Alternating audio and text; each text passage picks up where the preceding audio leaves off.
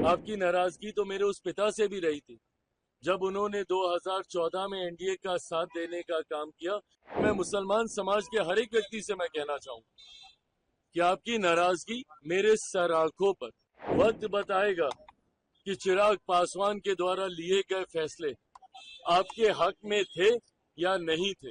आने वाला समय बताएगा कि इस फैसले को लेने से पहले हर बिंदु पर विचार किया गया। आपकी नाराजगी मेरी सर आंखों पर, कोई दिक्कत नहीं। आपकी नाराजगी तो मेरे उस पिता से भी रही थी जब उन्होंने 2014 में एनडीए का साथ देने का काम किया। उस वक्त भी आप उनसे नाराज हुए थे, बिना इस बात को याद किए कि कैसे 2005 में उन्होंने अपनी पार्टी को समाप्त कर दिया, बिहार में मुस्लिम मुख्यमंत्री बने इस बात की दावेदारी पेश करते हुए। तो आपकी नाराजगी मेरी सर आंखों पर, और मैं मुसलमान समाज के हर एक व्यक्ति से मैं कहना चाहूंगा कि आपकी नाराजगी मेरे सर आंखों पर हकीकत है कि मेरे नेता ने भी हमेशा समर्पण भाव से सामाजिक न्याय की लड़ाई लड़ने का काम किया था। मेरी रगों में भी उन्हीं का खून है, उन्हीं के संस्कार हैं। मैं भी उनकी उस सोच को उतनी ही ईमानदारी से आगे लेकर चलने का काम करूंगा। वक्त बताएगा कि चिराग पासवान के द्वारा लिए गए फैसले आपके हक में थे या नहीं थे।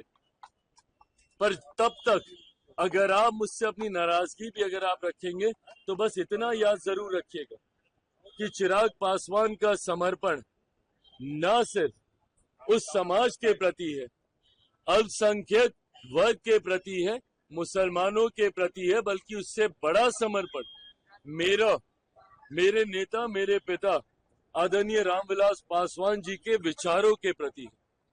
मेरा कमिटमेंट उनकी आइडियोलॉजी के साथ है और उनकी आइडियोलॉजी सामाजिक न्याय की रही है।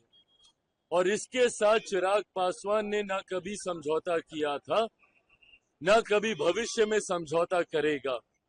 चिराग पासवान के द्वारा लिया गया हर फैसला, मेरी पार्टी के द्वारा लिया गया हर फैसला मेरे पिता के विचारों को मजबूत करने की सोच को प्राथमिकता देने की दिशा में लिया जाएगा। समाज में सामाजिक न्याय को बढ़ाने की दृष्टि के साथ लिया जाएगा। समाज में सद्भावना को बढ़ाने की सोच के साथ लिया जाएगा और सबको, समाज के हर वर्ग को बराबरी का मौका मिले, अवसर मिले, इस सोच के साथ लिया जाएगा। हो सकता है जैसे इसके पूर्व में भी हुआ, आज शायद लोगों को इस पर यकीन ना हो, पर आने वाला समय बताएगा कि इस फैसले को लेने से पहले हर बिंदु पर विचार किया गया। हम लोगों की भी चिंता थी जब ये विधेयक सामने आया। जेपीसी की मांग हम लोग के द्वारा की गई थी। हम लोग चाहते थे कि इस पे एक विस्तृत चर्चा हो। पार्टी की तरफ से हमारे सांसद अरुण भारती जी ने जेपीसी में अपने पक्ष को रखने का काम किया। हर बिंदु पर हम लोगों ने विस्तार से चर्चा की। जहां पे हम लोग की शंकाएं थी, जहां पे हम लोग को इसको लेकर चिंताएं थी, शंकाएं थी, उसको भी हम लोगों ने वहां पे रखने का काम किया। कई ऐसे सुझाव पार्टी के द्वारा दिए गए जिसको समिति ने स्वीकारने का काम किया। और इन तमाम बदलावों के बाद, इन तमाम सुझावों के बाद जिस नए स्वरूप में ये संशोधन विधेयक भारत की संसद में आया, इसके हर बिंदु पर अध्ययन करने के बाद ही लोक जनशक्ति पार्टी रामविलास ने इसका समर्थन करने का फैसला लिया है।